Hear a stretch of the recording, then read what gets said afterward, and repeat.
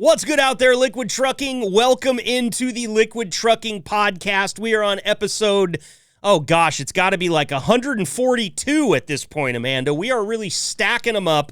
Of course, I'm your host, Marcus. Amanda's here joining me today. And Amanda, we have a fantastic topic, one that we could talk about probably every single episode that we do and still have people stay engaged. Today's topic is truck stop etiquette and the unwritten rules of the road. And you've been doing this job for long enough now to know that there's a lot of unwritten rules in the road when it comes to big, fully loaded tanker trucks or just tractor trailers in general. And this is always a good episode. It's not the first one we've done like this, but it always yields some results, and I feel like it makes me a better driver.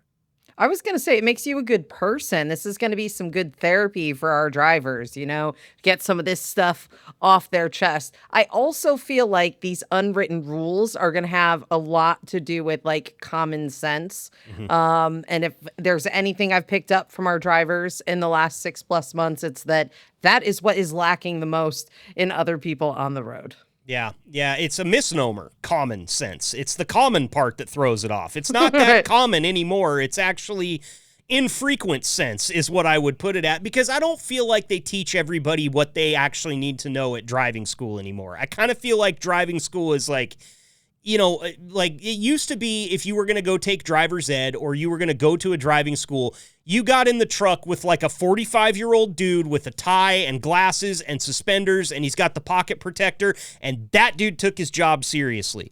I feel like sometime in the last 20 years, we started letting 16-year-old teach 15-year-olds how to drive. Like, it's just, there's no experience, there's no common sense, there's no awareness. I remember the term head on a swivel more from learning how to drive than playing football for 6 years, Amanda. So maybe it's just that we've kind of neglected the courses here as of late because, look, I feel like it's getting worse, and I don't think it's just because I'm getting older. Maybe it is, though. I think that you're probably going to get to the bottom of it, though, or at least come up with a pretty good theory. I'm going to try, all right? This is one of those ones I'm passionate about. Look, I've told you guys on this podcast before, I'm not anybody that'll do something about it, but I am a bit of a road rager in my own cab. My wife has heard me be a different person than what she's known for 15 years in the cab just for watching somebody do something stupid on the road. And I will tell you that I'm rubbing off on her a little bit. She had somebody run her off the road the other day, and she came home and told me about a story about her hanging out the window with only one finger in the air, and it wasn't the index finger. And I couldn't help but say, good job. That person deserved what you did to them, and that's not where it should be, Amanda. And I'll tell you why. I've got a very special reason why I shouldn't be that guy and why I shouldn't encourage that behavior for anyone. One of my close friends here, this has been within a couple of months ago, was driving on I-5 between Eugene and Medford. You're familiar with it, having been in the Klamath Falls area. It's a bit of a desolate stretch, about 4 hours of not a lot. And there was a very reckless driver around him, tailgating him, driving on the shoulder to pass people, swerving in and out of lanes, really causing a lot of problems for like miles, okay? And finally, my buddy decided, look, this guy's in the left lane. Everybody that's trying to pass him, he's actually getting over and preventing them from passing like a NASCAR driver. And my buddy saw a spot, and he goes, I just don't want to be around this guy anymore. He's going to cause an accident. I'm going to fly by him. Well, he got into the right lane, and when he looked over at the guy had a gun and was pointing it out the window at my friend, who had his daughter in the car with him. And, of course, immediately hammered the gas, triple digits on the speed, get away from this guy, got in touch with the cops. Turns out this guy had been all the way from the California border driving through Oregon and waving his gun at people as they tried to get past him. They ended up arresting the guy, a list of charges that's longer than my arm. The point here is, all jokes aside, and you're going to hear me make some jokes in this one, okay? This is a fun one. We get to have a little bit of fun here talking about this stuff, and I'll be very irreverent as the podcast goes on. I'm sure of it. I know myself, blissfully self-aware, okay? But you never know who you're dealing with out there, and you can't always think that just because somebody made a bonehead move and they might deserve to get honked at or to get your lights flashed at them or whatever the case may be, however you handle that situation, you don't know who that person in that other vehicle is. You don't know what they're going through. You don't know if they're running away from a felony at this point in time. And I will tell you that my road rage went off a couple of clicks. It went down a few clicks, Amanda, once I heard that story, because we don't hear stuff like that in Oregon. We're not, there's not a lot of shootings here in Oregon, especially not ones just random on the highway. We don't have the population density for that type of thing in this state. But it made me stop and think like, hey, maybe I shouldn't get quite so worked up in the cab. You know what I'm saying? Mm-hmm. Saving a couple minutes, or being a couple minutes late is a lot better than a potential alternative that's much worse. Yeah. And I saw your reaction, quite a visceral reaction you had to that. You did not know that I was going to say that guy pointed a gun at my friend, did you? Man, not at all. I had no idea that's where that story was going, but that just shows you how much you would not expect something like that, but also that it is possible to happen. So terrifying, definitely not worth getting worked up over. You're losing your life or endangering your child. Definitely not worth getting worked up over. Chill. Pull over, do whatever, but I don't know. That's scary.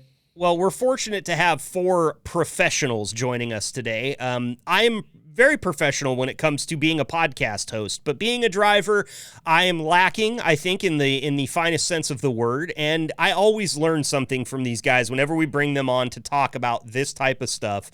And like I said, all jokes aside, guys, the same goal is always there. We're here to get people home safe, and that goes beyond just the liquid trucking driver. That's all the people around you on the road, too. And getting worked up over this stuff and getting, super excited and freaking out in your cab, that doesn't help anybody. And you'll hear from these 4 guys that we bring in here that they know how to keep calm, cool, collected under pressure. They know how to handle these situations in a non-confrontational way, because some of the situations you're about to hear, if you have a temper or a short fuse, let me tell you, they'll set it off. I know from experience at this point in time. Amanda and I are talking to you from the future here. We've already had this conversation. I'm sweating. That's the tall and the short of it, okay? Podcast.liquidtrucking.com is the website. You want to go there to find all of our episodes. We will mention an episode in this interview that you can go back and check out if you want to. It's episode 79. All of the episodes are right there on the page, and that's where like 80% of you guys listen. We greatly appreciate it. Tyler has done an amazing job on that website, and it's there for you. So drop by, check it out. Check out some of the metrics there. We've got kind of the top guy for mileage in the month rankings there. You can even buy yourself a sweet Liquid Trucking t-shirt. Podcast.liquidtrucking.com. Amanda, it's time to get these pros in here and talk about how professionals deal with all the garbage that all of us deal with on the road every single day. Let's bring them in. Welcome to the gold standard of podcasts for the gold standard of drivers. This is the Liquid Trucking Podcast with your host, Marcus Bridges.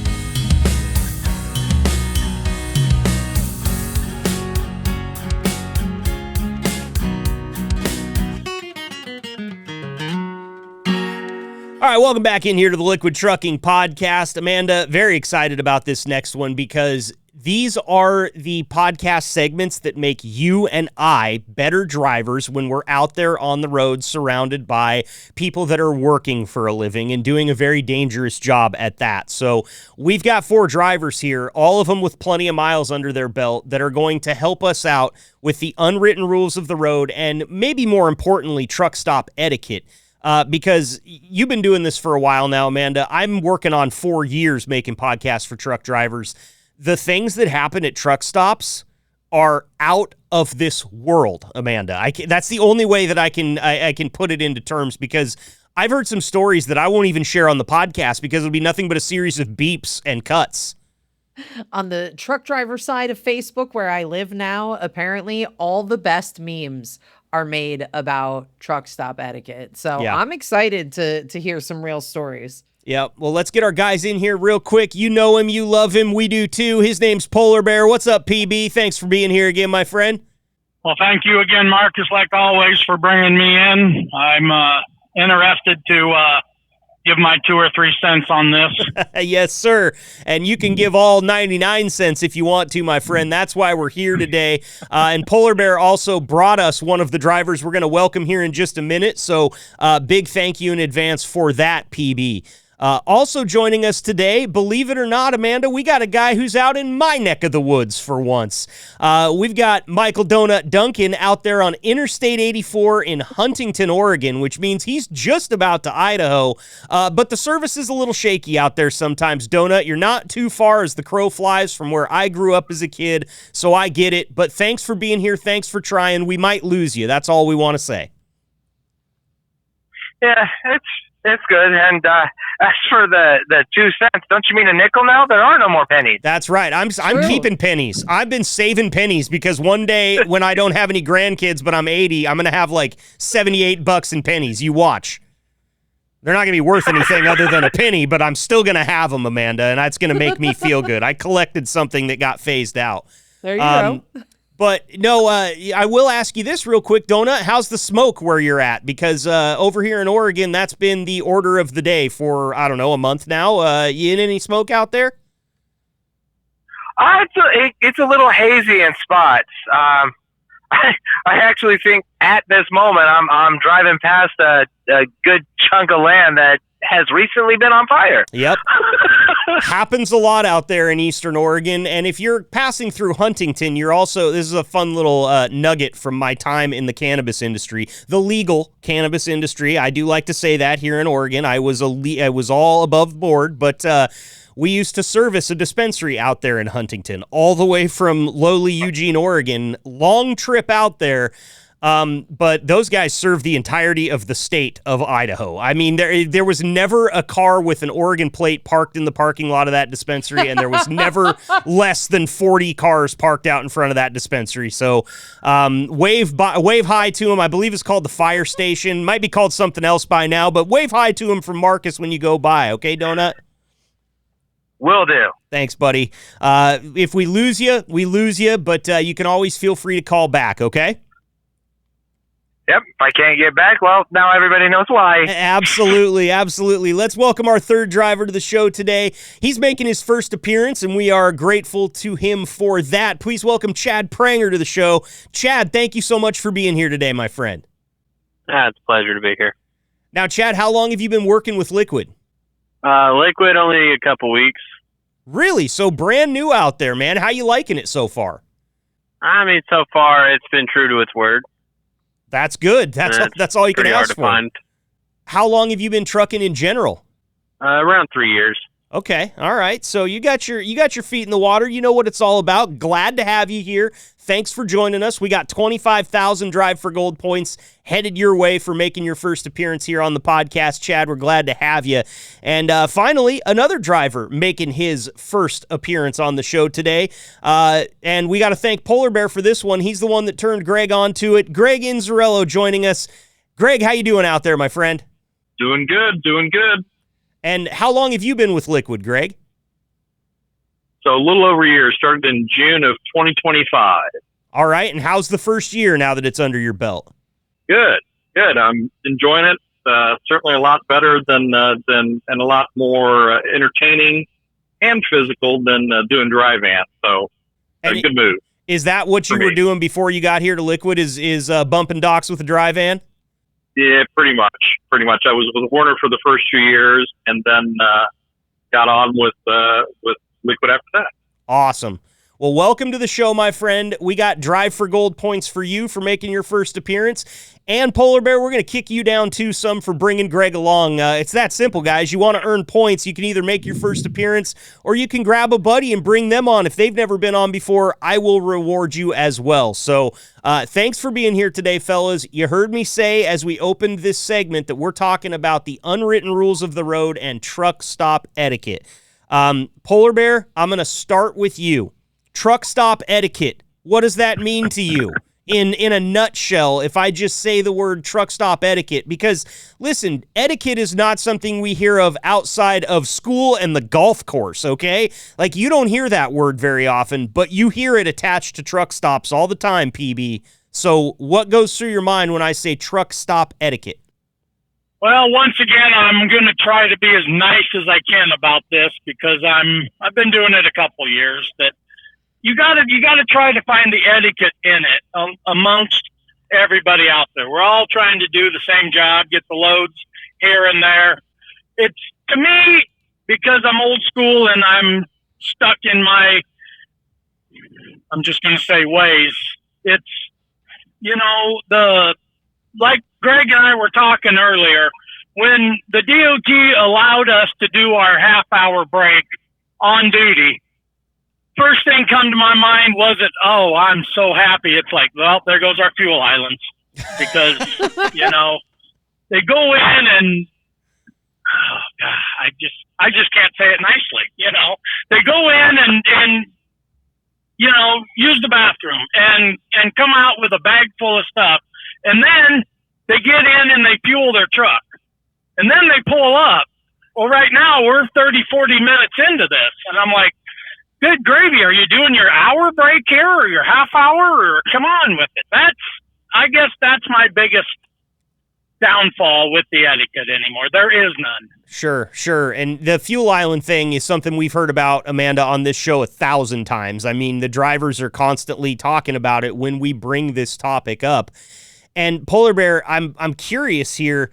You said the guy will pull up to the fuel island, so he'll block a fuel pump, and he won't put the fuel pump in his gas tank. He will go inside, use the bathroom, shop around, buy a sweet pair of sunglasses and a new CB radio, and then come out and fuel his truck. I feel like he could have been fueling his truck while he was doing all the hobnobbing and saved us, 10 or 15 minutes? Oh, exactly, yeah.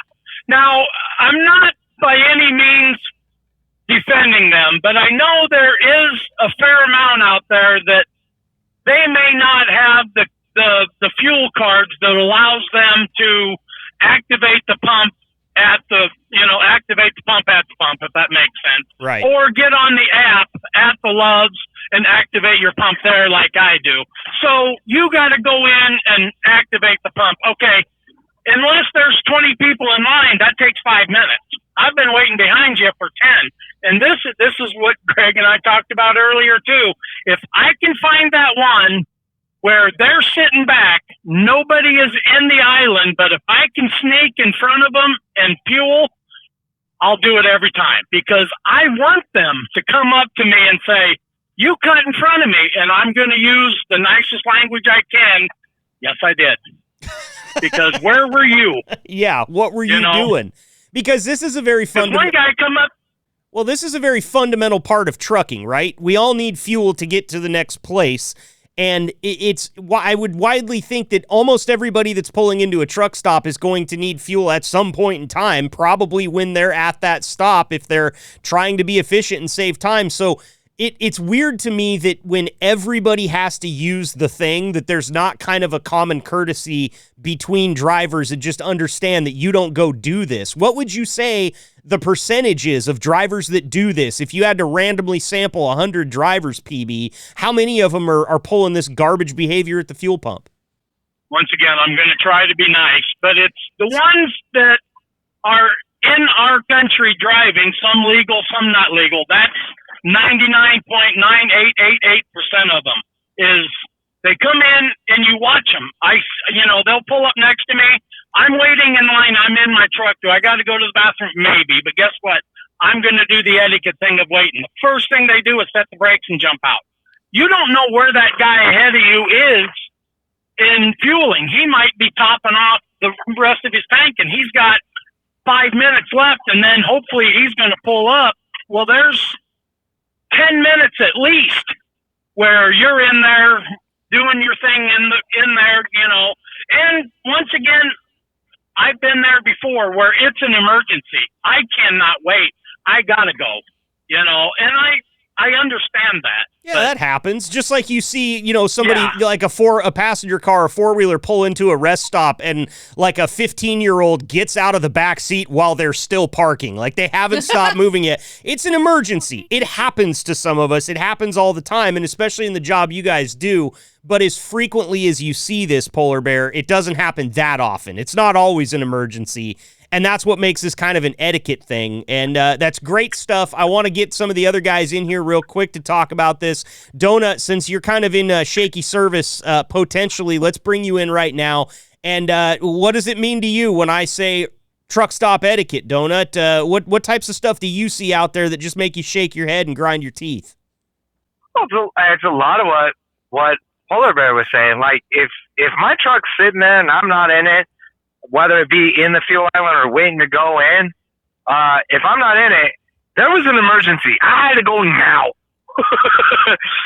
and I'm coming right back out. There ain't going to be a bag of food or nothing on me. I do it with purpose. It's these people just walking. And not a normal walk, not a okay, I gotta get over here, I gotta do the thing. It's, oh, hey Phil, how you doing, Steve? More of a saunter. It's just, yes. It's like, holy crap, Elton John moves faster. Well, and it's just, it's frustrating. Yeah, man, it sounds endlessly frustrating. I mean, it really does. And Amanda, I don't know if you get the same feelings that I do, but a lot of times the reason that I think that the drivers enjoy this podcast is because I try as hard as I can to put myself in their shoes and feel what it is they're going through. And right now, I have road rage, and I'm sitting in a chair at my house, and I don't understand. I don't understand it, Amanda, but it's happening to me. How are you feeling as you hear this type of stuff? Because look, we deal with this same type of thing with four-wheelers too, but it's not nearly as frequent. It's not every day of our lives. We're not working when it happens. It's always just road trip stuff, which you never know what's going to happen on a road trip. Go in, act like an unsupervised child with $100, buy all the snacks, and go on a road trip. That's the whole thing for me. I don't have any pre-trips or safety that I should be worrying about safety, but not in the way you guys are. So I don't know, Amanda, does it affect you sitting in your chair like it does me to hear these guys talk about this stuff? It does, because it makes me think about when you're trying to get gas and there are minimal pumps and you see somebody pulled up to like that very first pump that's closest to the door to the gas station, but you can see that their fuel door is on the opposite side of their vehicle. So you know they're not getting gas. You know it. And then to make it even worse, they're probably in there getting lottery tickets, making the line take forever. So, I think I have some comparable feeling there. I can definitely understand the frustration. I think that's definitely a similar situation. The beginning of the downfall of the United States as we know it was when they started putting gas tanks on both sides of vehicles. I don't know when that was. I don't know if it was ever standard. What I'll tell you is I remember growing up in high school, like the first car that I bought my 1972 Chevy in, I think when I was 14 or 15. And then my dad bought us like a Geo Metro for my sister and I to knock around in, and we had a Mercury Cougar. Every single one of those vehicles was from a different maker, and every single one of them had the gas tank on the same side. And we always pulled in at the same side of the gas station. This whole going both ways, nobody ever pulls up. Why is it that you can have an empty fuel pump in front of you and you think, well, this is where the race ends, 3 pumps before the end of the goddamn finish line? I don't understand it, and I hope... Like, I know that you guys are sitting there listening to me go on and on about this and probably having all these thoughts bubble up in your head because it's so much worse what you deal with than what Amanda and I deal with. So let's kick it over to Chad a little bit. Chad, especially you're kind of new to the gig at Liquid here. You're getting used to the trailer, the truck, and everything like that. What kind of truck stop etiquette stuff are you seeing out there that really gets under your skin, man? Honestly, I mean, minus the flip-flop wearing guys that hog the fuel islands, to me, I mean, I know they really can't help it, but it's the bobtails and hot shots that park all the way to the back of the spot. Oh, yeah. And then I think that I have an open spot, but they're there. I bet that's so frustrating, man, because you can't see them until you're already starting your maneuver, I would bet. Yeah, and it's kind of aggravating. Yeah, to say the least. And then, I mean, me personally, I've bobtailed all over, and honestly, 95% of the loves, they don't have a problem with you parking on the car side as long as you're not blocking anything. Mm-hmm. And I mean, I've been to certain spots, and I mean, granted, I don't know how long they've been sitting there, but a lot of them offer bobtail parking, but they take up a full entire spot. Oh, just makes me grind my teeth. Amanda, something similar, obviously, you know where I'm going here, but it's when you're in that busy grocery store parking lot and you finally find a spot and there's like a moped parked all the way in the front of a full car spot. I've told you, listen, if I was strong enough to lift a motorcycle and move it, I think I would. I think I would put it in a flower bed or something like that. You know, I wouldn't hurt it, but I would move it just because that upsets me so much. I don't know if you feel the same way. It's like the nicest cursing out I'll do at a vehicle that does that to me, because it's usually something that's like an economy car, really great on gas, right? So I'll like shake my fist, like, darn you for fooling me, but man, good choice. Like, you're really saving money there. Like, yeah, it's the worst feeling. When I see a smart car in one, because those are only about, half the size of a regular car, I do think to myself, like, I bet with two able-bodied men and myself, we could flip it. Like, I really bet we could put it on our side. We flipped a Civic with 3 people in high school. I'm pretty sure 2 people could handle a smart car any day. There you go. Chad, anything else that you see out there that gets under your skin, man, before we get to Greg here? I mean, I guess personally to me, I honestly, I think it's more of a unwritten rule or you see people walk in from the fuel islands and all that stuff, and they just look like a slob. Not professional appearance, just look like they're in their pajamas and not put together. They're like in flip-flops, and it's just... Yeah, it's hard. How is it that drivers aren't just steel-toed boots all the time? I would think with the work that you guys do, a stubbed toe in a flip-flop on a truck trailer is going to be a trip to the hospital rather than just, me swearing at my kitchen table. And listen, I think something that Liquid has always done really well, and there's a good reason for it, it's because it's a point that's made by management and in training and everything, is you guys have a level of professionalism that you won't dip below. And I don't think that's installed, Amanda, in a lot of these mega carriers. I think they've got so many drivers to worry about. They've got so many other things to worry about. The last thing they're going to do is worry about the customer service and the appearance and the attitude of their driver. And, man, that would make our job hard because we get to talk about customer service from a point of pride here at Liquid. I just wonder how much the people that are dressing unprofessionally are maybe also having issues with hygiene, or how much hygiene is an issue in general, having to stand behind someone, inside paying. Like, I just can only imagine, it's like high school. Not everybody showered every day. Oh, God. I bet you some of those trucks, Amanda, smell like a paper pulp factory in an outhouse. I mean, how much worse could it possibly get? And we've all seen them. And I'm not talking about anybody in particular. I'm talking about the people that you see out there. And, like Amanda said, ain't no way that guy showered in the last 14 calendar days. And I can't imagine. I can't imagine what the trucks smell like. And we've heard stories on this podcast before about some really bad trucks. It happens out there. And listen, it's to each their own. I've got no qualms. I shouldn't be telling anybody how to live their life out there. But dude wipes go a long way. I mean, you can take a bath with a dude wipe. I've done it at a campsite. It wasn't pretty, but it got the job done, Amanda. So that's all that matters. But moving on here to Greg Inzirello, what about you, man? What do you see out there in your time behind the wheel at truck stops that really just screams bad etiquette to you? I've experienced everything the guys have already talked about so far.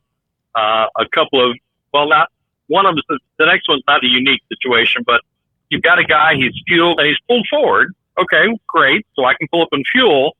But then I see him get out and he's got his toiletry bag and something else in his backpack over his shoulder. And I'm thinking, oh, Jesus, really? Are we going to take a shower now? Yep.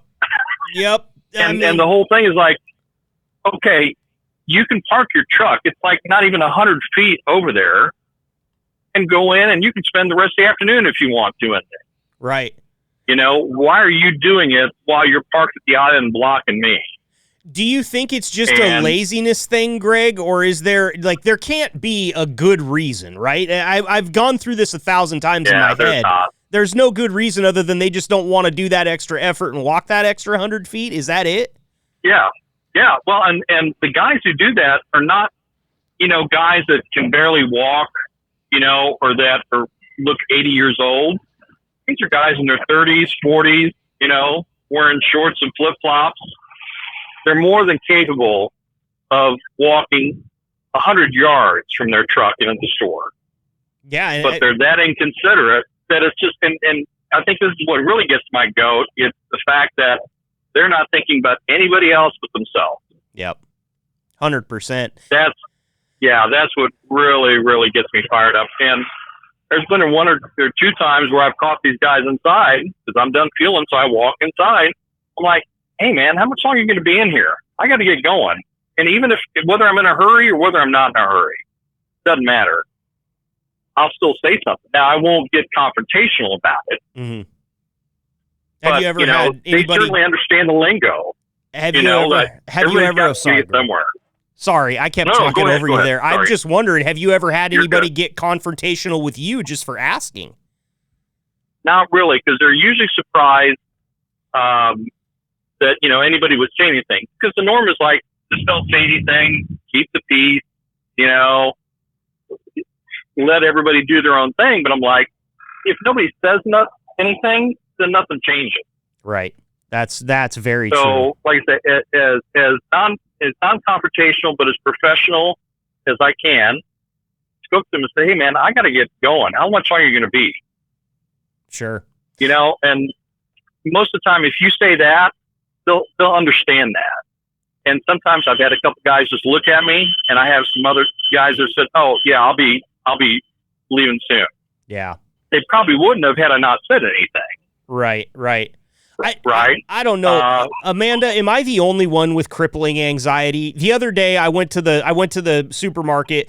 I took 3 stabs at this parking spot because both the people, I drive a full-size truck, and both the people were on the line. I took 3 stabs at it. I got in there. I looked out at the driver's side door of the car on my passenger side, and I thought, he can't swing his door open all the way. I got to get out of this spot. And I parked all the way in the back 40 and walked my punk ass all the way into the store because I was worried about somebody else being able to get their door open.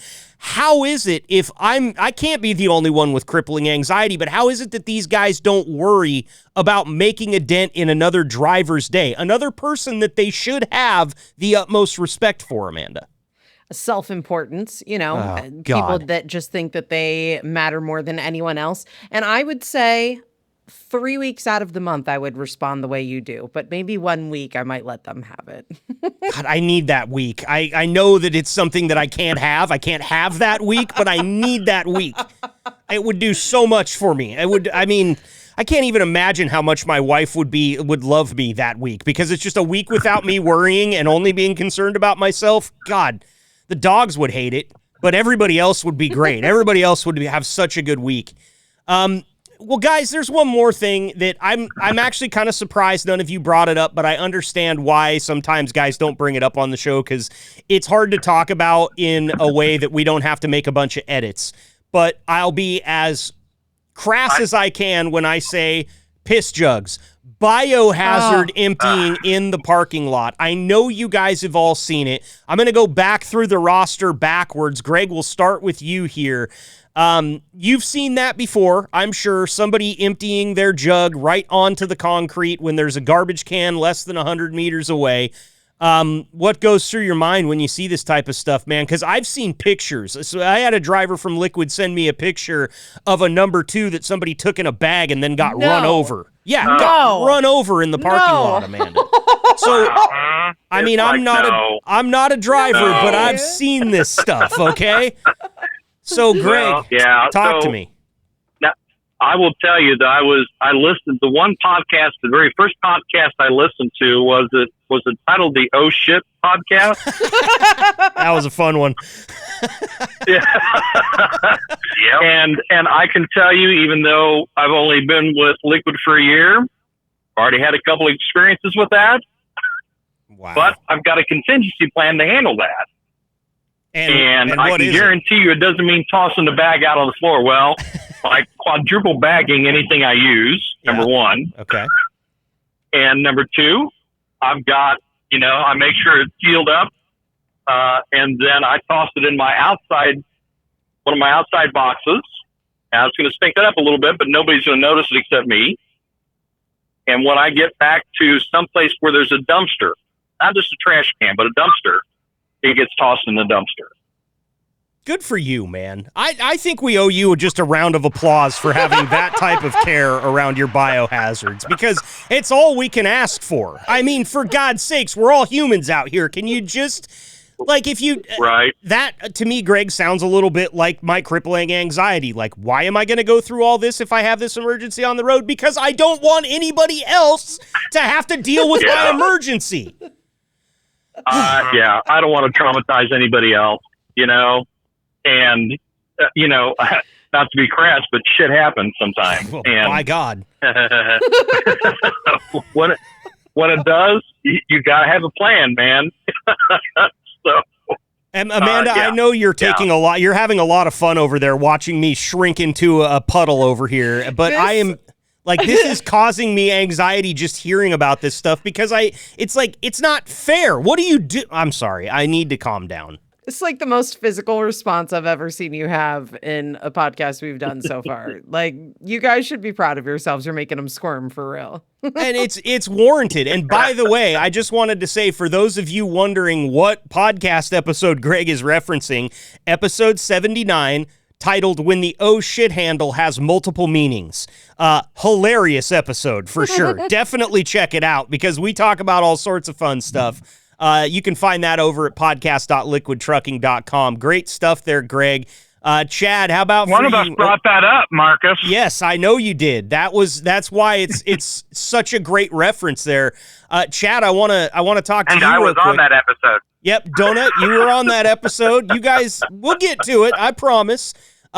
Chad, what have you seen out there, man? You're just a couple months in with a couple weeks in with Liquid Trucking. Maybe you haven't seen it in a liquid truck, but what have you seen in your trucking travels, biohazard related, in the truck stop parking lot? Anything crazy? I mean, you'd be surprised. I mean, I've been OTR for about, I think, 7 or 8 months now, and I don't know what it was, but I was someplace in Texas, and I was at a Love's, and it was a rear dump trailer. Somebody was dumping the product, I guess, heel, I guess you could probably assume, into the lot in a little, really tall grass area, like they never cut it.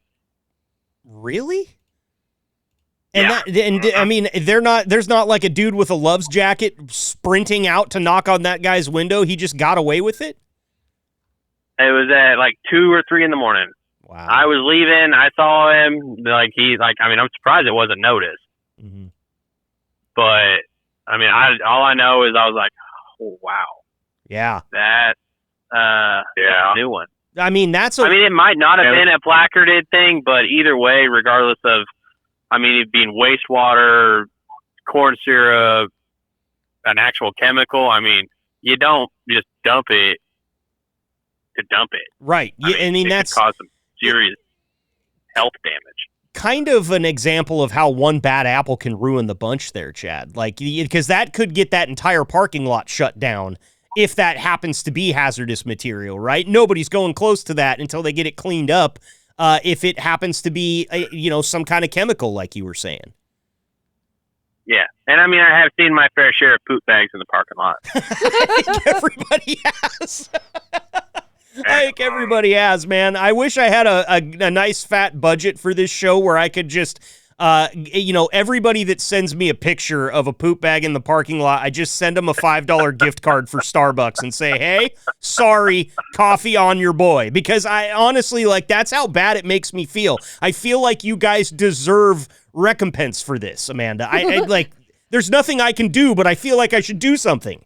Sir, my world has changed. I mean, okay? us. I mean, feel sorry for the people that have to clean it up. Yeah, I do. I feel bad for them too. Listen, man, I'm just wondering now how many poop bags I've seen, and I just didn't realize that's what they were. Well, just a big old stomp on it, Amanda. We'll answer all the questions that you have, okay? I promise you that. Great idea. And I tell you right now, my care and my my feeling sorry for the people that have to clean it up comes from a special place, guys, because I think back in episode 79, I told this story too, but I have had to clean human feces off the sidewalk outside of an establishment that I worked at. And believe it or not, this is the crippling anxiety coming back again, Amanda. I was the manager at this retail establishment. I had a whole team of lackeys underneath me. And when one of them went out and grabbed, they saw it before I did. They just kind of walked with their head down and grabbed the bucket and went and got the hose. And I said, "What are you doing?" And they pointed at it. And I was just like, "Get back inside.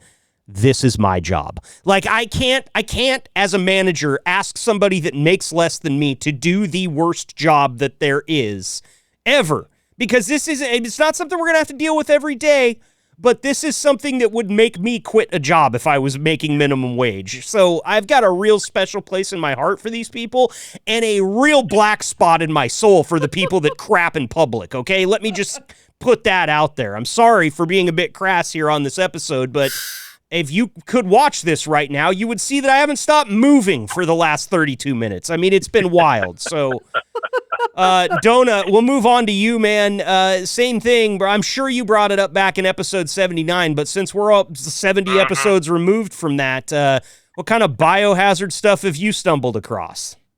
A whole mess. Recently, I parked in Houston, and in one of the bobtail spots at the Loves Out there was an entire bag of human debris, an entire trash bag full of human debris in the spot. Like arms and hands and no, Right, like what's debris? No. What's I debris? think he means waste. Like poo. Yeah. Poop bags. Used feminine hygiene products. Oh my God. Shut up. Just all sorts of mess. Soiled clothing. It was a whole bag. The only reason I knew what was in it was because apparently it had been there overnight because a raccoon had ripped it apart. Oh my God. Oh my God. You know what? This is what happens. Everything's going terrible and Jimothy shows up and makes it worse. Don't talk about Jimothy like that. Oh. Jimothy would never. There was something else I had wanted to say about etiquette as well. And I've talked to you about this before. It's completely related to this, just not in the parking lot anymore. Okay, go ahead. I've talked to you about it, Marcus. People talking loudly on their phones in the toilet. Oh, yeah. In Bro. the bathroom? Yep. I mean, taking a giant deuce while they're on the phone. this is... On speakerphone. I want to tell you guys something right now, and I don't know that I have the power within me, vested within me to do this, but if anybody takes a Liquid Trucking podcast interview from the toilet, I will charge you 25,000 Drive for Gold points. I'm not even messing around. This is like... It is fair, don't you think? I mean, how on earth? Absolutely. Because what you're hearing is guys that are probably talking to the same people all day long. Maybe it's family members. Maybe it's a party chat that drivers like to do. So that conversation remains on the other side of your number two. You can just shut it off, put it on mute, leave the headset in the truck, do whatever you have to do. But for God's sakes, why do you have to be having a conversation full on speaker in a tile bathroom? I mean, oh my God, people. Yep. Remember something, though, Marcus? There's no reason. I am petty, and I do voices. Yes. Thank God. Thank God, because I'm sitting here thinking about Daniel Russoing this entire thing. I'm pouring water on the toilet paper, but you can't get away with that anymore because the skeletons bust out of there and they kick your ass in the parking lot. So what kind of voices are you throwing out at them? Like, and please tell me that you're really like dedicating yourself to it. You're really buying into the role here, I hope. Well, there was there was one gentleman who on speakerphone was clearly talking to his wife, and so as well as I could have went, "Oh my God, don't touch me like that." Oh. Oh, so you're causing divorces. I love it. Well, I love it to an extent. That's definitely going all the way. That's really committing to the role, and I appreciate that for you. And hopefully, More often than not, though, it ends up being something more like And somebody's like, is Mickey Mouse pooping next to you? What's going on? Right? Polar Bear, on to you, my friend. You've been out on the road for a long, long time. Decades, in fact. So you've seen everything there is to see out there. But before we move on to some unwritten rules of the road, go ahead and walk me through maybe the worst thing you've seen when it comes to human biohazard at the truck stop. Well, I was going to tell Amanda that, yes, it does happen a lot, and it's not pretty when you see it. But I've had it a couple times where there's a trash can close. I'll throw on my gloves if I can grab the bag somewhat easily, and I'll throw it away myself. But back to the being on the phone, I love going in, and you can pretty much tell who's old school. I'll go by them, and they're waiting on the toilet because guess what? They're making their dinner plans or whatever with whoever, that their phone call is so important that they can't quit it for 10, 15 minutes. And I'll go by them and I'll say, man, do you remember when we used to be able to go to the bathroom without your phone? And that is a subtle jab that really hits home with everybody, isn't it? Because everybody in there is... I love doing it. Yep. Yeah, everybody in there is holding their phone. Whether or not they're talking on it, they're holding their phone for sure, right? Well, and my biggest thing is, and you've met me, Marcus. I beat anorexia's ass. I'm not exactly a small dude, so I love it when somebody's going to come up and say, "What did you say to me?" And I got no problem saying it back to them. Yeah, saying it again. I'm like, "Is that phone call?" And please make sure, do not wash your hands before you go out and enjoy that hamburger that you ordered while you're blocking the fuel island. Stop me when you understand, It's good gravy. Oh, don't say please gravy. make sure to use the touchscreen ordering kiosk. Yeah. Right, yeah. I'm sure. So everybody else can get your funk. However you want to say it, yeah. I'm telling you, when I walk up to a touch screen in any kind of establishment and it hasn't been cleaned in a calendar year, it's like it immediately makes me want to rewind back to flip phones, because back then there was a person that would push these buttons. He was the only person that would push these buttons, and nobody's grubby meat hooks would be all over them all day after they picked their nose and scratched their butt and took a dump while on the phone. It's not okay. Like, I'm telling you, when they started switching the gas tanks from one side of the car to both sides, this is when society fell apart. Yep. It all comes back to the gas tanks. And Amanda, I know you think I'm kind of off on one right now, but I really think there's something there. That was skillful the way you brought it back around. I'm not going to lie. That was pretty impressive for The sure. fabric of society is withering as we speak. And that's why, to our next point in this segment here, we've got to get to the unwritten rules of the road, because everybody knows the unwritten rules of the road, okay? The left lane is for passing. If you're in a 3-lane, the middle lane is for passing. The left lane is for breaking the law. And that's how you do it, okay? And so I'm one of those people. I will stay behind you in the left lane when I'm trying to break the law while you're driving the speed limit for a while. I might even brush the shoulder and look at you in your rearview mirror for a while. I'll give you all the chances in the world to get the blue F out of my way. And if you don't do it, I will make a point to pass you kind of aggressively on the right and let you know that you're in the wrong lane. That, to me, is an unwritten rule of the road. It's how the road should function. It's what the law says, but it's not really enforced in a lot of states. Out here in Oregon, in Washington, I'm pretty sure they teach you to drive in the left lane when you're going the speed limit. That's my experience. So, guys, I want to talk about some of these unwritten rules of the road. Nobody tells you that you have to flash your lights at somebody when they let you in, but it sure is a nice thing to do. I'll tell you what I love. When a trucker blinks his brake lights at me after I've let him merge, there's nothing that makes me feel better than that right there, because I happen to have a very special understanding of how tough that guy's day is, and I don't want to make a dent in it. Again, crippling anxiety. But What are some unwritten rules of the road, Polar Bear? What's something that comes to your mind when I talk about this type of experience out there that you guys know that maybe the rest of us would benefit from knowing, and maybe even keep everybody a little bit safer out there on the road? Back to what you just said. I'm in my pickup and I'm going to flash somebody in too, just to say, hey, you're able to come back in. I mean, etiquette is I'm old school. I'm an old school truck driver. It's really hard for me to conform to this new age driving, but I'm too young to retire, and my body's shot, and I don't really want to do anything else, so I got to conform to it. Understood. And the flashing your lights is, you can tell who knows the rules of the road and the etiquette and not, basically. Yeah. Donut, how about you, man? What kind of unwritten rules of the road do you see consistently broken out there in your travels? Turns, signaling when merging, or, the zipper merge, or, literally anything that's remotely related to safe driving. Right. Yeah. I heard, and Polar Bear, it might have even been you. One time a driver came on this show and made a very hard point that it's not a turn signal. It is an indicator. It is meant to indicate that I am doing something. It is not a suggestion.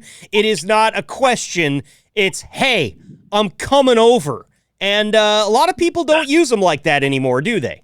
No, that was me that said that. Yeah, I'm not letting you know I'm coming over. I'm coming over, anticipating. I was going to say to Donut, turn signal, what's that? Yeah. I've never heard of a turn signal. Indicator, turn signal. Yeah. I'm trying to speak to far less of the people. I told my wife once I want to buy a brand new vehicle, and I'm going to order it with a out of turn signal because she don't know what it is and definitely doesn't use it. That's why I don't like riding with her, because I pull out everything that she does wrong, and I've got over 3 million miles safe driving, but I'm the bad driver. I'm the one that don't know how to do it. She don't, which I don't care. That 50 miles we're doing this weekend or today is nothing compared to what I'm going to do next week. Sometimes it's nice to just sit and watch and look and, oh, hey, look at that. What? I don't know. Just, I looked at it. I got to see it without. Right. You get a chance to look, right? Yeah. Yep. I'm sure she really appreciates your feedback. Yeah. I'm sure she does. Oh, guaranteed. I am not a passenger princess. That's why my wife likes me so much, and I got to pretty much stay out here on the road. Man, I'll tell you, I have kicked the floorboard in on the passenger side of my wife's Jeep because I can't. She's not a bad driver. She's not been in a bunch of accidents or anything like that. But good God, I'm terrified every single time. And the Jeep just wants to do 75. Like, there is no speed that's comfortable in that Jeep besides breaking the law. And so, yeah, I stomp on the imaginary brake all the time. I almost ripped the oh shit handle off of that wall many times. So I get that, Polar Bear. That's very relatable. Chad, we'll come to you, man. What type of unwritten rules do you see broken out there on the road, or what unwritten rules would you like people to be more aware of, especially when it comes to driving around a fully loaded tanker? Well, I mean, me personally, the first one, it's really not an unwritten rule. I mean, it's just my personal opinion. I think that in order for you to get your driver's license, you have to go into at least like an hour-long course on trucker safety if you're a four-wheeler. Yep. That's been something that's been mentioned across, I do other podcasts for other fleets, and it's something that's been mentioned multiple times. And I'll tell you, Chad, that's not a bad idea, man. Like, pet peeve is, like, I'm in the right lane because I can't get over, you're merging onto the interstate. Either do one of two things, either speed up or slow way the hell down. Right. I mean, and if you are going to speed up, if you are going to speed up, don't come in 5 feet from my bumper. Come in a few car lengths ahead because it takes a little while to stop this thing, right? Yeah. Yep. And especially if I'm fully loaded, 80,000 pounds, unbaffled trailer, and that surge hits, and you're like, riding, I'm merging right in front of me. I'm going to hit you. Yep. I'm not going to be able to slow down fast enough to not hit you. Yep, it's true, man. The merging, especially if you're not speeding up.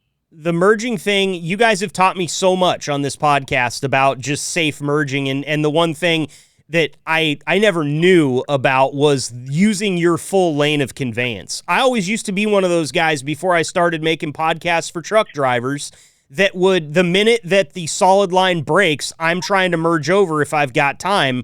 And that I shouldn't have that anxiety. I have a lane of conveyance that I can use, and if I get in a wreck here, the cops are going to ask me if I used the entire lane of conveyance or if I tried to shove my way in. And I think that's why it's there, is because we've got trucks on the road that can't slow down and can't maneuver. That's why sometimes you get a quarter mile or a half mile lane that you can actually merge into. I totally get that, man. Great stuff there, Chad, because that's one that is not often talked about here on the show, but one that I feel like every single one of us deals with almost every time we drive. You have to merge, especially if you're in a place that has, highways, byways, interstates, whatever you want to call them, expressways. You're merging all the time, Amanda. I imagine your experience out there on the Eastern Seaboard, your life was nothing but just merging in and merging off. Big difference, I will say. You have to understand that I tried to get my driver's license while moving back and forth between Connecticut and Ohio. And when you want to talk about the difference in drivers from somewhere that's 45 minutes from New York City to somewhere in the Midwest, there's quite a difference. And I can't use my very colorful phrase that I like to use, but I will say people are a bit more aggressive on the East Coast. So the way people merge, like literally in Ohio, and you and I have talked about this before, stop being polite. Just do what the law says to do. Quit trying to make friends. They're not going to give you a thank you wave and your heart's going to be broken anyway. So just drive, right? Yes. Just drive. And I would like to make a special note to people at roundabouts and four-way stops in the great state of Oregon. You cannot be nice with someone else's time. So if I have to wait for you to go and you're letting every Tom, Dick, and Harry go in front of you, that means you can't be nice with my time. I'll tell you I want to scream. If you don't understand a roundabout, you don't deserve even a Huffy. They should take everything on wheels away from you and make you walk until you can prove that you have figured out the rocket science that is a roundabout, okay? God, I'm getting pissed off again. I'm sweating, you guys. I've been sweating for half of this interview. Greg, we didn't get to go to you yet for your unwritten rules, man. What do you see out there that really makes you grind your teeth when it comes to unwritten rules of the road? I'm going to mirror kind of some of what's already been said, really two things. So the zip ring is, either it's a lost art or it's just not taught anymore. But I'm going to say what seems like 90% of the time when people get on the highway or get on that on-ramp, they don't look over their shoulder or look to see what's in the lane next to them until they get to the very end of that conveyance lane, as you like to call it. Mm-hmm. And I'm thinking, when I taught my kids how to drive, I told them as soon as you get on that on-ramp, you're looking over your shoulder to see where the other cars are, and you speed up or slow down so you can fit right in. Right. Don't wait till you get to the end of that lane, right? That's one thing that'll get me to hollering explicatives quicker than just about anything. Yeah. It seems simple. It's like, are you lazy? What is it? Can you not, is your neck frozen? Can you not turn and look over your shoulder? What's the deal?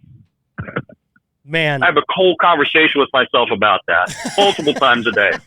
Yeah, and the thing I that can't wait sucks, to be able to teach my son how to drive. oh man, Which is sad, but it's true. But the thing that sucks about having a conversation with yourself is you can't solve the problem in that conversation. You're still going to have it.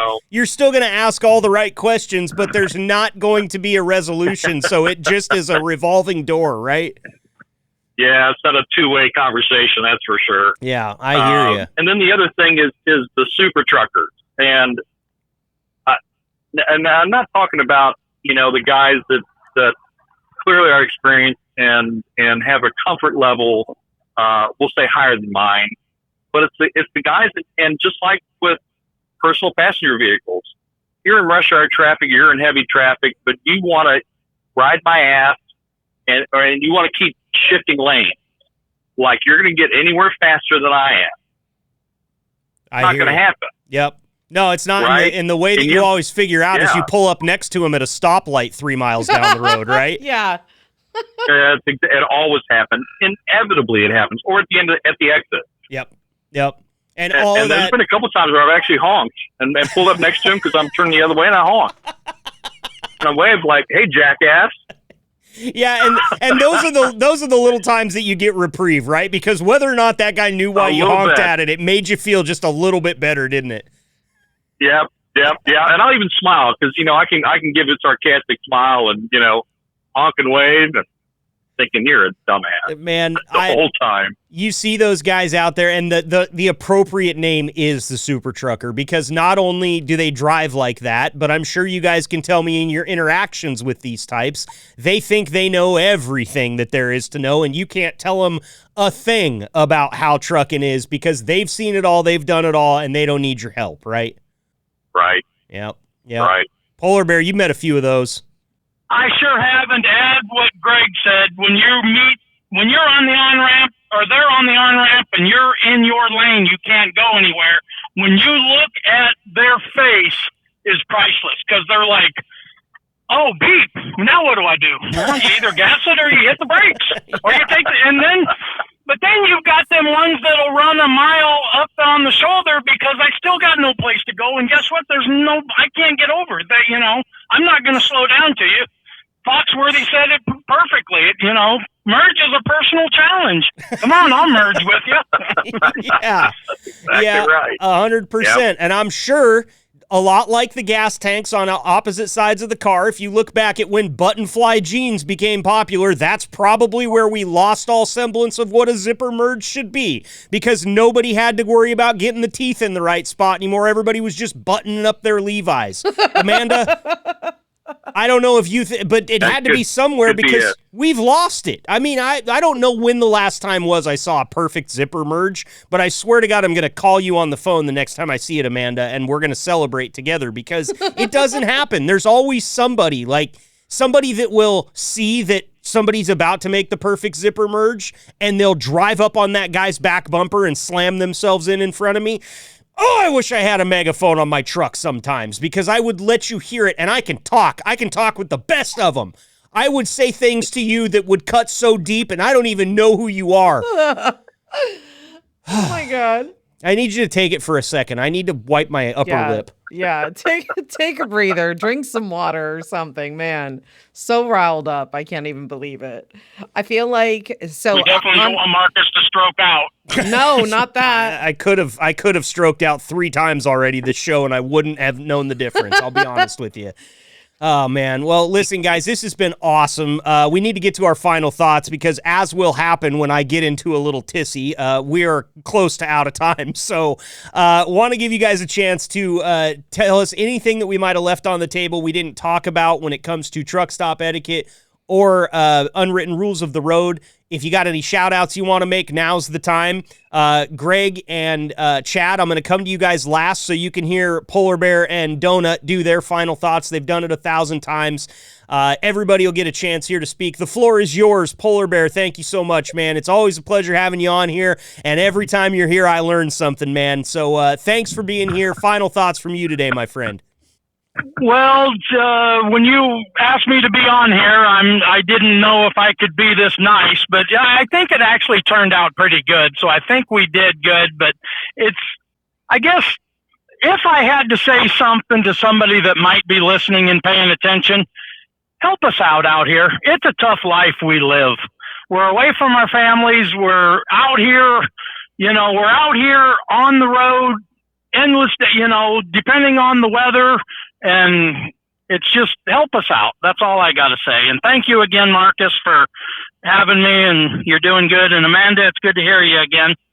Thanks, Polar Bear. And I will say this, Polar Bear, I think I was angry enough for both of us today. So the fact that you were able to keep it level-headed shows that you're a better person than I am, my friend, because I don't deal with what you guys deal with, and I'm still pissed off about it. So love having you, man. You did great here today. Donut, on to you for your final thoughts, my friend. Same thing for you, man. We always appreciate the time. Always love having you in here, Donut.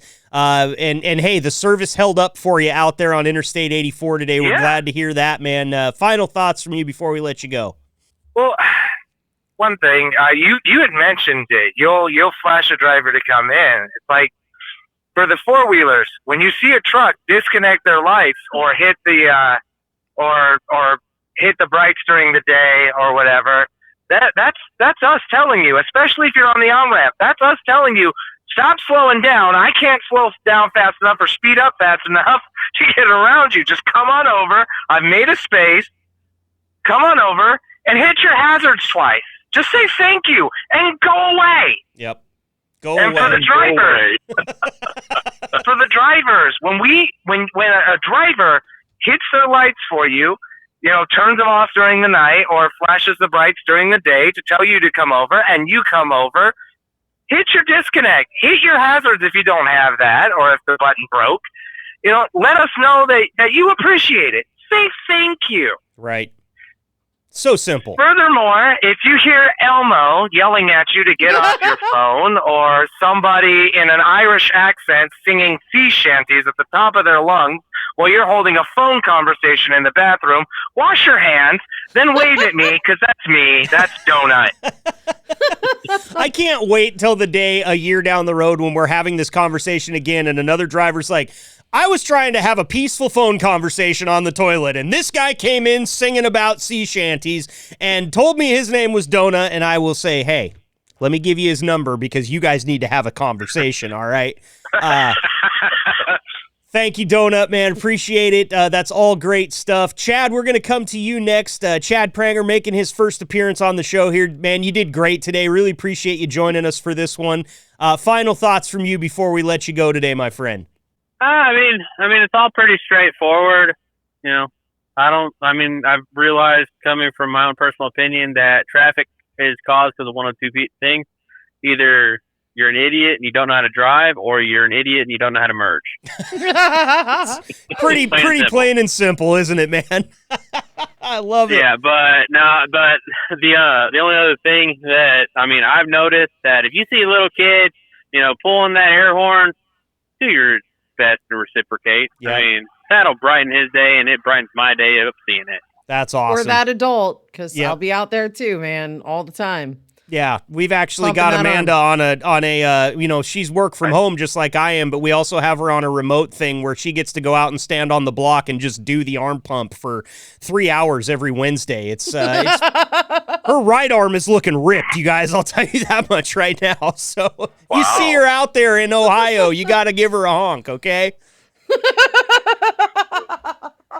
I only bring that up because at one point in time in the very early inception of this job, it was floated as an idea, Amanda, that I go fly a sign on the side of I-80 next to the Iowa 80 truck stop with the podcast logo on it. That was actually floated in a meeting. Your boy flying sign on I-80. I'd do it. Well, I'll give you a phone number and you can call it because I will not, okay?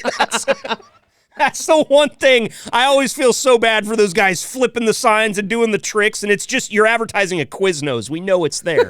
Like, come on. There's only 7 of them left. Already know where it's at. Yeah, we know where all of them are. There's only 7, so. You got to do party boy to those people when you see them. You remember the party boy bit? Oh, yes, I do. Especially the wiggly things. Oh, man, you got I have the tearaway pants, Amanda. Don't put too many ideas in my head, okay? And Chad, real quick, man, I want to give you a chance here because you're making your first appearance. Donut and Polar Bear have done this a lot of times, but one thing that is kind of popular for our final thoughts segment is any shout outs you might have to any family members that you might key in to listen to this podcast. Anybody back at home that you want to say hi to that might hear you on this show? I'll shout out my wife. I don't know if she'll listen. I told her. She's like, oh, I know somebody famous. Yeah, that's exactly right. Yeah, no, you are. You can't help it now. That's right. Yeah, and then and my best friend of 13 years, Scooty to Hootie. Scooty to Hootie, and is that a child, a pet? No, that is best friend 13 years. Met on Xbox, clicked ever since. Yeah. Very He cool. reminds me of Scotty Too Hottie, and old school wrestler. Yeah, that was the first name that popped into my head, and I'm not a big wrestling fan. Amanda, I'm sure you were just bouncing in your seat waiting for the Scotty Too Hottie reference, weren't you? Oh yeah. Now I just love the nickname though. Like, is that his gamer tag? No, his gamer tag is Bad Guy 21, but he's the only Scott I know, and Scotty Too Hottie was one of my favorite wrestlers. Like, okay, cool, might as well. Scooty Patootie, man, love it. That's been his contact on my phone for the last 10, 15 years. That's amazing. And what game did you meet him playing? Black Ops 2, playing zombies. Copy that. That's a good one, man. That's one you can settle in for a 4-hour session with and look up and, wow, it's been 8 hours. How did I do that? But it's happened to me. I'm sure it's happened to you, my friend.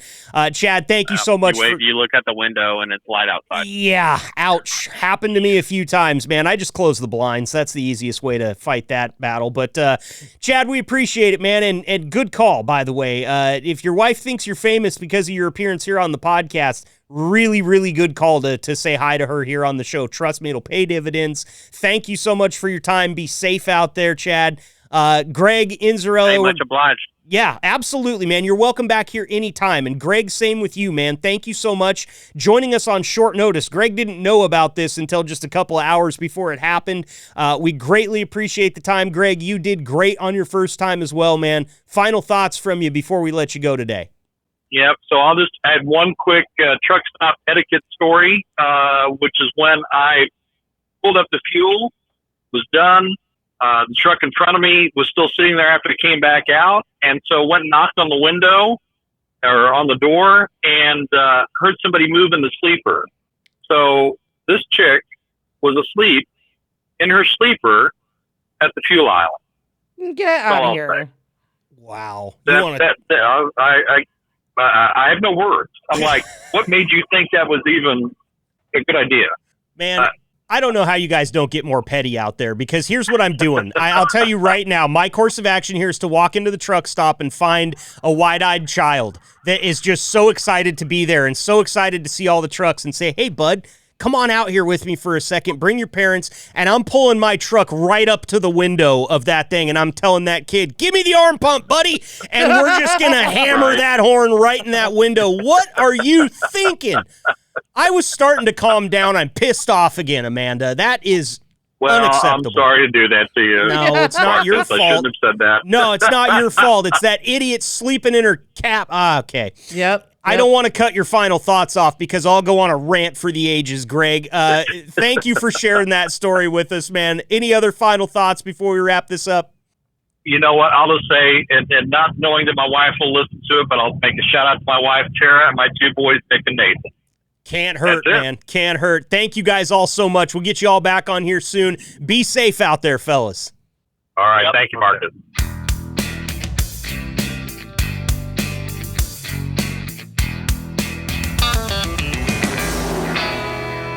Big hats off to all of our drivers for joining us there. Now you understand how pros deal with it, the things that they see every single day. You didn't hear one of them say that they get all hot and bothered in the seat like I do, Amanda, and that's why these guys are such good drivers for Liquid, and why Liquid's safety record is what it is, and why their reputation in the industry is what it is. These guys know how to deal with it. They're very good at it. They see it every day. And I'll tell you this, I'm so happy to have a co-host for episodes like this, because I can't contain myself, Amanda, and I think we all just got a pretty good example of that. I'm hot under the collar right now, and there's no reason for me to be. I have not moved for the last hour and a half. I've been sitting in the same spot. Why am I so angry? I don't know, but I will say I've been hot as well, but mostly just because of some of the disturbing things I've learned that I've probably seen and walked past at my local truck stop and just not even realized. I mean, it's like the Matrix, you know? I don't know which pill I took. I took the one that makes me know what the bags of poo at truck stops are. That's the pill I took. Yep. I'll tell you, after this episode, you will never look at a random puddle on the ground at a truck stop or a rest stop the same way again. You will step over every single one of them. If it's raining outside, I get out of the truck and I'm like, well, I can't fly, so I guess I'm not going across that parking lot because I don't want to step in it, and I know it's there. We got to get you some stilts Yeah, for that moon scenario. boots. Dude. Moon boots. You remember the Oh old my moon goodness. boots that you could Yep. bounce across? Yeah, give me some of those so I can touch it less. I don't know, Amanda. I think the hardest part for me is that I've talked to so many liquid trucking drivers at this point, and not a one of them that I know would participate in this type of behavior. In fact, they're all appalled by it, just like you and I are. And I get to thinking like, okay, Liquid has over 200 drivers. Like, that's just a drop in the bucket when we think about the 3 million in the United States. But there's a lot of other companies out there with a lot of good drivers out there on the road, safe drivers, professional drivers, that would not even think for a second about throwing a poop bag or a piss jug overboard in a parking lot. So how is it that this is such frequent behavior that we see? Because all 4 of our drivers mentioned it. All 4 of them talked about it like it was old hat, like it was something that is just expected at this point. And I don't think that's a truck stop's problem. I mean, it's their problem because they have to clean it up. But what can they do? They have beautiful facilities that they keep clean there, sitting 100 feet, maybe 100 steps from where you're dumping your poo bag. I just don't know what the answer is other than stop being animals. I see a place where some money can be made, and I will say there is a genius invention called a diaper genie. And I feel like there should be or could be some version of that for inside the truck. Because listen, you pop whatever you got to pop in that type diaper genie, you twist the top, you don't smell anything unless you let it pile up for, a significant period of time. But I'm telling you, like, disgusting for sure. Probably why nobody's really thought about trying to address the issue. Again, another $1 million idea. Yeah. Listen, there's a lot of team drivers out there, and I understand the idea behind team drivers. Like, we're not stopping. We're getting there. I'm going to drive my hours. I'm going to go to sleep. You're going to drive your hours. You're going to go to sleep. We might not stop this truck for those 2 shifts, and maybe you have to pop a squat in the sleeper berth. I get it. If that's the case, then yeah, what you're talking about is a perfect idea because, listen, I've even heard stories, and I don't know if this happens very much anymore, but I've heard stories about guys that have holes in the bottom of the truck and use that as a bathroom while going down the road with their team. Can't be for real. Can't be for real. 100% for real. Would that truck pass a safety inspection? Absolutely not. Should those guys be on the road if they're willing to do such a thing? Absolutely not. But I've heard these stories. I know they're out there because I live in the trucking forums just like you do. And if you live in there long enough, you're going to hear shit like this, quite literally. And I know I can say that word on this podcast because we did such a good job. We did not use the words that are typically used to describe what we talked about the whole time. So maybe the second time I've used the word the entire podcast. I feel like we did good today, given how angry I was for the last 50 minutes. I did just make a realization, though. Those guys are like the marathon runners of truck drivers. The people that care more about their time. They're not going to stop to use that Porto. They just go. They just go, baby. Keep running. Keep running. Nothing makes me feel better than finishing a marathon with my own waste all over my legs. Boy, right? I'm so happy that I decided to run 26.2 miles. What an achievement. I'm a human horse. I can poop on the run. Like, what? Why? I just don't get it. I don't get it, man. I don't either. But we're not here to get it. We're only here to present it. And now you guys can go home with it and try to figure it out yourselves. I obviously don't have the answers. I'm going to need therapy, but that's okay because I've needed that for years. So let's just add that to the list of things that me and my future therapist can talk about. We've gone way over time today, and I think this episode warranted it. There was a lot to get to. The guys were very engaged. We appreciate them for that. 3 of my 4 drivers are going home with Drive for Gold points today. Polar Bear gets his $25K for recruiting Greg to come on the show. Greg gets his for making his first appearance. Chad gets his for making his first appearance. It's that simple, guys. If you want some Drive for Gold points to pad the coffers a little bit, call me up, make your first appearance on the podcast, reply to one of the texts that I send the fleet, go to the website, podcast.liquidtrucking.com, and send us a message from there, and bring a friend and double your points. It's that simple. We're trying to incentivize here, and I feel like we got a pretty good carrot and a stick situation going on. Some of these drivers are eating it up, Amanda, and it works pretty well. They get to buy some cool things with these Drive for Gold points, so I just want to let you guys know, if you're listening, they're out there. Chad didn't waste any time. I didn't know he'd only been with us for a couple weeks, but he's Johnny on the spot. That's awesome. I loved having him on. I love the fact that he was so ready to jump into it. So that's super dope. Listen, I'm going to tell you, Marcus, just because you got so worked up, and I want you to be able to, have a little Zen moment at the end of this. I think, truthfully, we should start advocating for all gas tanks to be on the same side of cars. I'm going to talk to my local state representative and see what they can do about it. At least over here. Could take over. Who knows? But I'm going to make a difference on that just for you, okay? If people can understand how society fell apart once they started with this bullshit, I could run for president on this platform. I mean, we don't have any common sense. We don't have any common courtesy. Nobody knows how to merge. You're parking at the fuel pump and taking a nap. What happened? Well, I'll tell you what happened. We put a gas tank on the right, and it all fell apart. Gas tanks on the right and button flies ruined America. And I'm here to bring it back 1 hour at a time here on the Liquid Trucking Podcast. I'm Marcus. That's Amanda. You guys have been great. Stay safe out there. Keep the shiny side up, Liquid. We'll see you next week.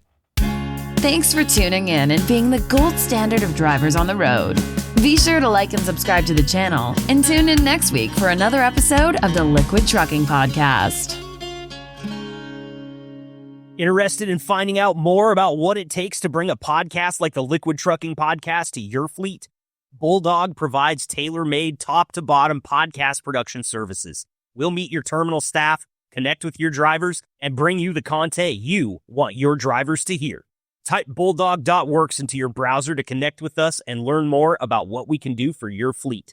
That's bulldog.works for podcasts, tenacious recruiting, and more.